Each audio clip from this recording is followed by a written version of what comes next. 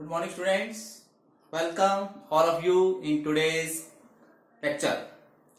Students, we have already completed first stage of statistics, mean collection of data, and our first three chapters.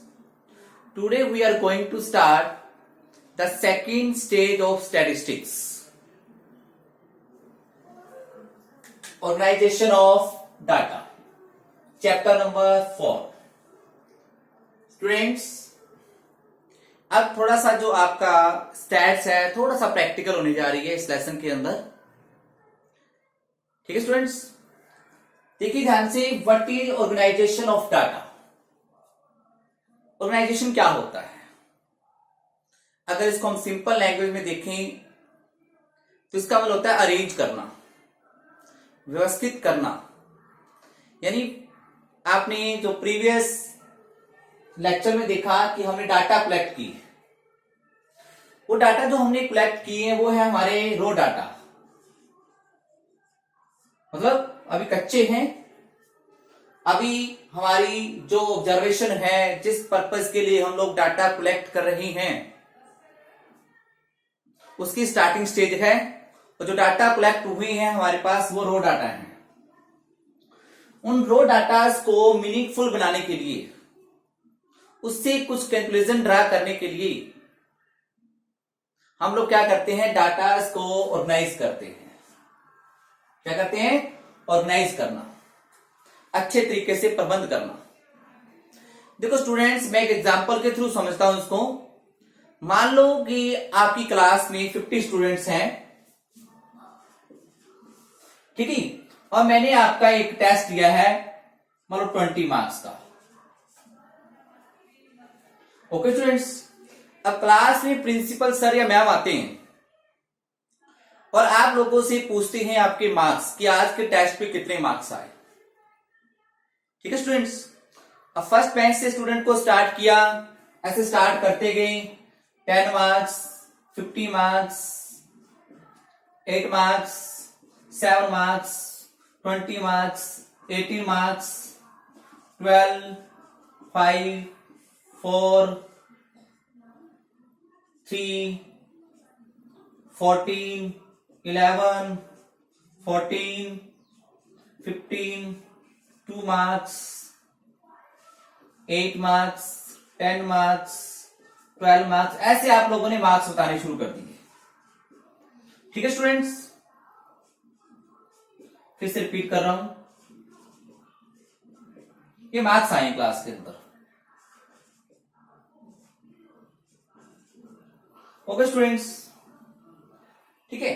अब इन marks से principal sir या ma'am को कुछ result नजर नहीं आ रहा. ठीक है, आपकी डाटा तो उन्होंने कलेक्ट कर ली है, लेकिन इससे क्लास की रिपोर्ट एक्चुअल में नजर नहीं आ रही. उन्होंने नोट कर लिया नोटबुक के ऊपर एक एक बच्चे से. तो उन्होंने प्रॉपर रिजल्ट ड्रा करने के लिए क्या किया? एक प्रॉपर क्लास बनाई, मार्क्स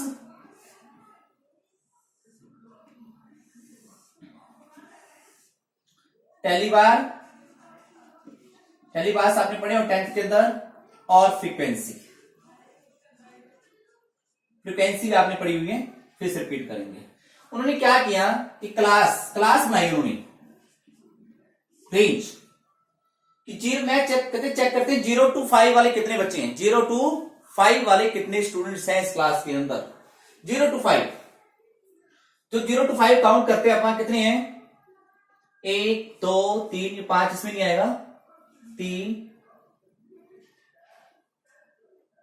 4 5, तो नहीं 5. बताइए आपको फ्रीक्वेंसी कितनी होगी इसकी? 5. 5 to 10, 5 to 10 वाले काउंट करते हैं अपना. 1 2 3 4 स्टूडेंट्स. 10 to 15, 5 द्वारा काउंट करते हैं बेटा. 1 2 3, 5 में आएगा 4. 5, ये भी 5 है। 10 to 15, 1 2 3 4 5 6 7 स्टूडेंट्स हैं। 1 2 3 4 5 7, ठीक है, 6 7, 15 to 20। अब सारे आ गए इसके अंदर। 15 to 20, 1 2 3 4 5 6 7, जितने भी थे बेटा, एग्जाम्पल ले रहा हूं आपके सामने, ये हमने काउंट कर लिए। अब प्रिंसिपल सर ने क्या किया है, डाटा को प्रॉपर अरेंज कर दिया है एक ग्रुप के अंदर, क्लास के अंदर। क्लास बना दी उन्होंने। 0 to 5 वाले कितने बच्चे हैं, 5। 5 to 10 वाले कितने हैं, 5। 10 to 15 वाले 7। यानी अब इससे कुछ ना कुछ रिजल्ट ड्रा कर सकते हैं कि क्लास की परफॉर्मेंस कैसी है। स्टूडेंट्स, यानी डाटा को इस प्रकार से उन्होंने अरेंज किया है। This process is called organisation of data. यानी इस प्रोसेस को आप क्या कहोगे, ऑर्गेनाइजेशन ऑफ डाटा। कि डाटा को एक सिस्टमेटिक वे में अरेंज करना, ऑर्गेनाइज करना, क्या कहलाता है, organisation of data. Clear students?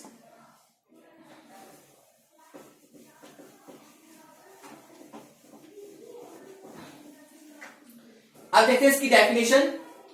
Organisation of data refers to the arrangement of figures, मतलब इंफॉर्मेशन या data, in such a way that comparison of the mass of similar data में be possible. यानी क्या देखा, क्या डेफिनेशन में है बेटा, कि अरेंजमेंट ऑफ फिगर्स, जो भी इंफॉर्मेशन थी उसको आपने इस प्रकार से अरेंज किया है, comparison of the mass of the similar data. Similar data कैसे थे बेटा, कि 0 to 5 वाले ग्रुप के अंदर कौन से स्टूडेंट्स आएंगे, जिनके मार्क्स के हैं 0 to 5 है। 5 to 10 में कितने हैं, 10 to 15 में कितने हैं। तो एक क्लास के अंदर सिमिलर डाटा आएंगे जिनके मार्क्स 5 से कम है। इससे क्या हो जाता है बेटा, कंपैरिजन करना आसान हो जाता है।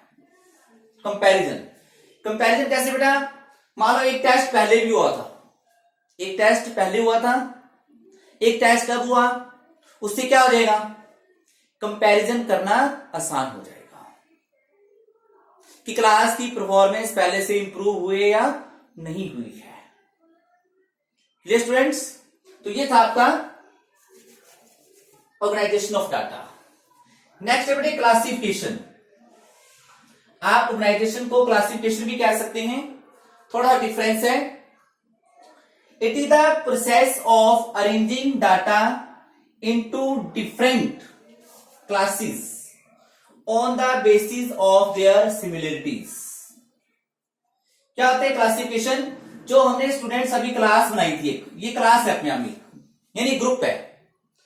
0 to 5 वाले स्टूडेंट्स का, मार्क्स वाले स्टूडेंट्स का, 5 to 10 वाले स्टूडेंट्स का एक ग्रुप है, तो इसे बोलते हैं अपन क्लास।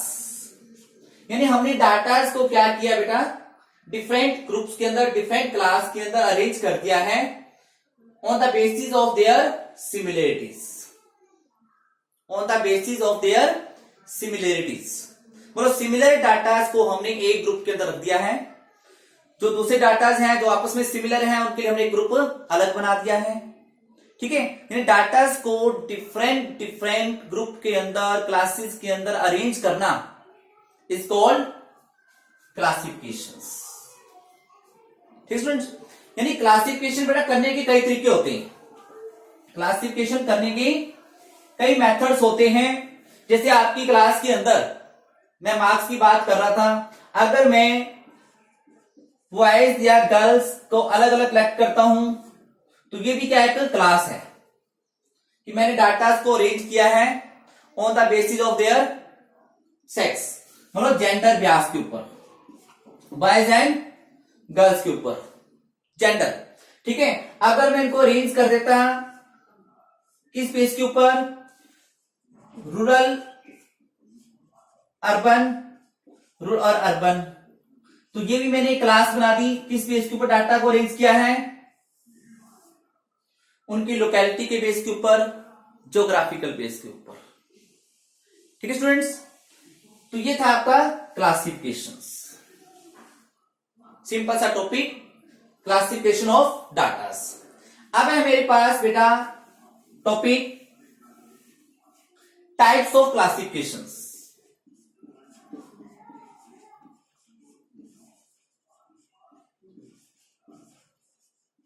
कि हम डाटा को अरेंज कर सकते हैं डिफरेंट टाइप्स पे, टाइप्स ऑफ क्लासिफिकेशन। पहला है मेरे पास स्टूडेंट्स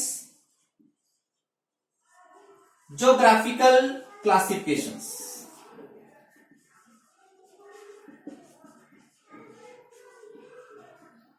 सेकंड है मेरे पास क्रोनोलॉजिकल क्लासिफिकेशन।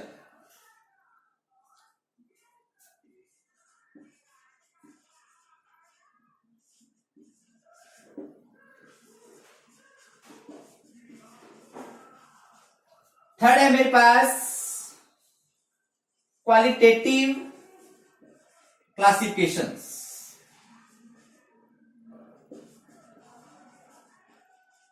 एंड फोर्थ है मेरे पास quantitative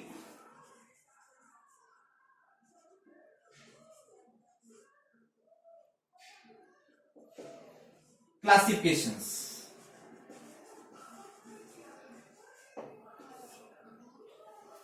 So there are four types of classification: geographical classification, chronological, qualitative and quantitative classification, जिसको हम लोग न्यूमेरिकल क्लासिफिकेशन भी कहते हैं, न्यूमेरिकल। तो क्या होता है बेटा, इसको हम लोग ध्यान से क्लियर करते हैं।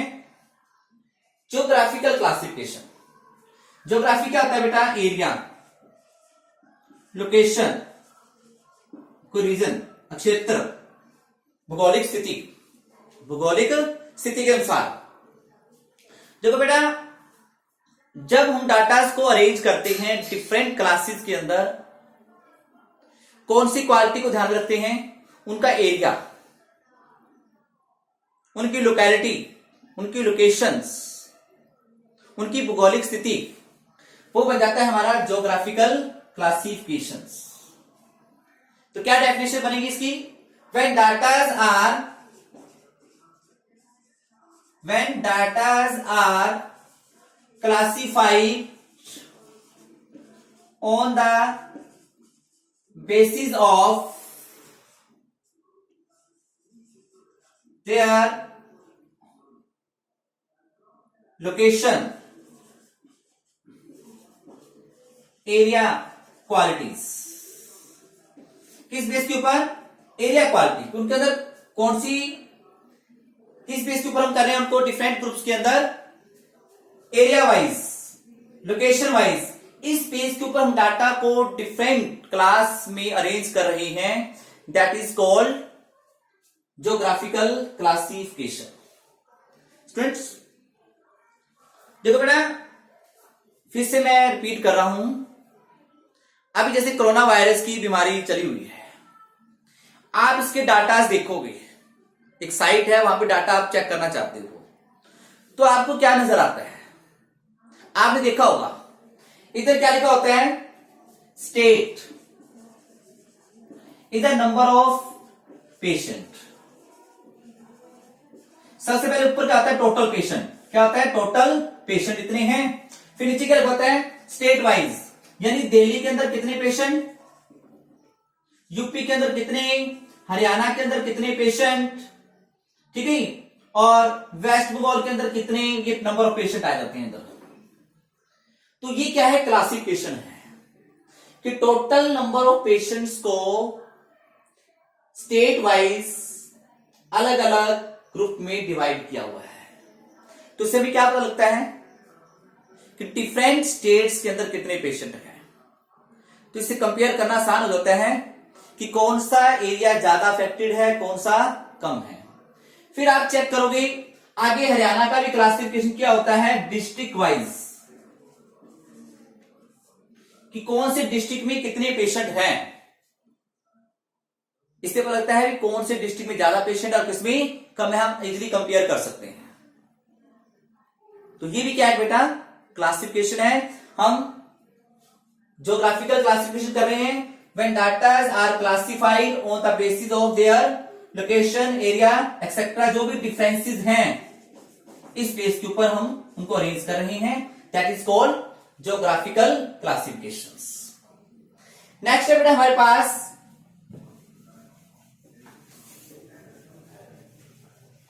Chronological classification. क्या होता है ये,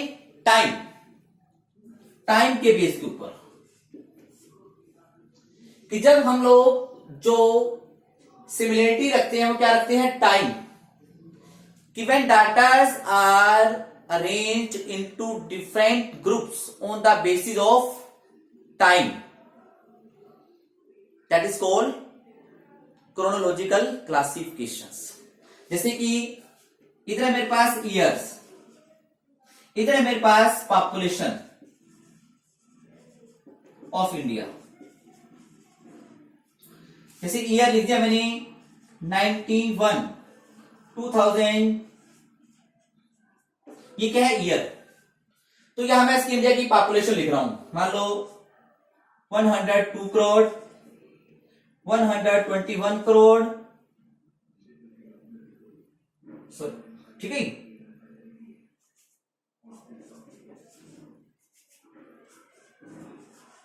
क्या लिख देता हूं मैं, 90 करोड़ इमेजरी डाटा बेटा। तो ये जो मेरी क्लास बनाई है, डाटा को अरेंज किया है पॉपुलेशन ऑफ इंडिया को किस बेस के ऊपर, टाइम, ईयर वाइज, या मंथ वाइज भी हो सकता है, डे वाइज भी हो सकता है, डे वाइज। तो ये क्या है, क्रोनोलॉजिकल क्लासिफिकेशंस। आप साइट पे जाओ, आप कोरोना वायरस चेक करना चाहते हैं, कितने पेशेंट, कौन से दिन कितने पेशेंट थे, या न्यूज़पेपर में चेक कीजिए, मोस्टली आ रहा है कि आज से 10 दिन पहले इतने पेशेंट थे, इस तारीख को, इस तारीख को इतने पेशेंट हो गए, इस तारीख को इतने पेशेंट हो गए। तो ये क्या है, क्रोनोलॉजिकल क्लासिफिकेशन, कि समय के आधार पर, टाइम के बेस के ऊपर डाटा को अरेंज किया गया है। This is called chronological classifications. Clear students. Next third है हमारे पास क्वालिटेटिव क्लासिफिकेशंस। क्वालिटेटिव क्या होता है, when datas are arranged, datas are arranged into different group on the basis of their qualities। कि डाटा को उनकी क्वालिटीज, जो इटरनल क्वालिटी है उनके अंदर, उस बेस के ऊपर हम डाटा को अलग अलग ग्रुप के अंदर अरेंज कर रही हैं। क्वालिटीज हैं उनके अंदर, एट्रीब्यूट्स हैं, कुछ गुण हैं उनके अंदर, उस बेस के ऊपर हम डाटा को अलग अलग ग्रुप बना रही हैं, that is called qualitative classifications. देखो स्टूडेंट्स, जब मैंने डाटा अरेंज किए किस बेस के ऊपर, देखो ध्यान से,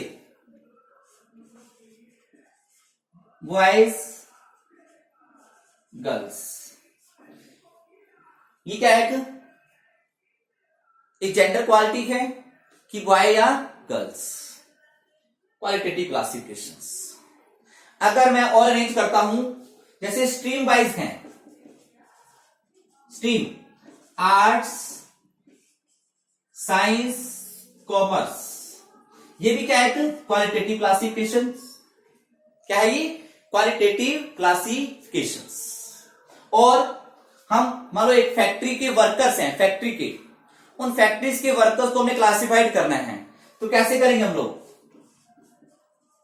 स्किल्ड, अनस्किल्ड, या रूरल या अर्बन, ये लिखते हैं। रूरल में कितने वर्कर हैं, अर्बन में कितने वर्कर हैं, स्किल्ड कितने वर्कर हैं, अनस्किल्ड कितने वर्कर हैं, आर्ट्स में कितने स्टूडेंट्स हैं, कॉमर्स में कितने, साइंस में कितने हैं, क्लास में बॉयज कितने हैं, गर्ल्स कितने हैं। तो ये जो क्लासिफिकेशन हो रहा है ये हो रहा है क्वालिटीज के बेस के ऊपर। This is called qualitative classifications. क्या कहेंगे इसको हम लोग, qualitative classifications. Okay students, next देखिए इसके अंदर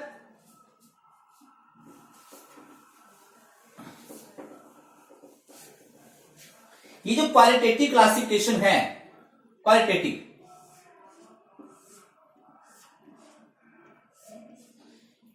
क्लासिफिकेशन जो है आपके पास ये 2 टाइप्स का है। एक है सिंपल क्वालिटेटिव क्लासिफिकेशंस, एक है ये मैनिफोल्ड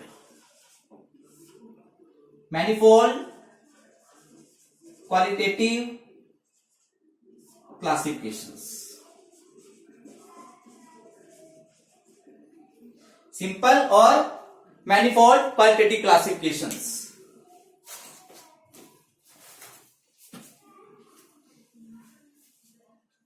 सॉरी स्टूडेंट्स, देखो बेटा, सिंपल क्वालिटेटिव क्लासिफिकेशन जब हम लोग क्लास बना रहे हैं, कौन सी, क्वालिटेटिव क्लासिफिकेशन की, और एक ही क्वालिटी लेते हैं, सिर्फ एक ही क्वालिटीज, बॉयज या गर्ल्स, यानी जेंडर क्वालिटी ली हमने, क्या ली, जेंडर क्वालिटी ली। ठीक है, तो ये क्या कहलाएगा, सिंपल क्लासिफिकेशन, क्वालिटी, एक ही क्वालिटी ली इसके ऊपर। ठीक है, या जैसे हमने लिया class, number of students, class first, second, third, fourth, number of student ऐसे लिख दिया हमने। तो हमने जो क्लासिफिकेशन किया है सिर्फ एक ही क्वालिटी ली है, क्लास, एक ही quality. This is called simple qualitative classifications. Next है हमारे पास मैनिफोल्ड क्वालिटेटिव क्लासिफिकेशन। ये क्या होता है मैनिफोल्ड, देखो बेटा, when data are classified into different group on the basis of more than one quality,